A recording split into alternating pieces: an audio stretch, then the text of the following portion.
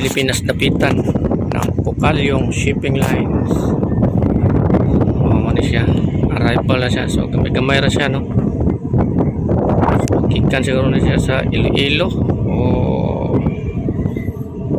Masbate narani do, ano. So shout out ni kapitan, no, mga crew o mga pasahero, no. Karon nga oras is alas 2:05 July 11, 2026, no. Shout out sa Pukalyong Shipping, underway papasok sa Cebu Port para Pier 1. Shout out ani niya, Pilipinas dapitan Pukalyong.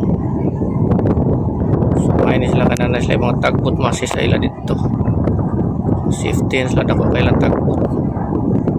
Shout out, no. Dito akong kauban sa una, kailan na ako Pukalyong, tingnan ko niya apply this Pukalyong next time po, wala na ko sa sistema dagat. So next time po sa Pukalyong. So ali karon re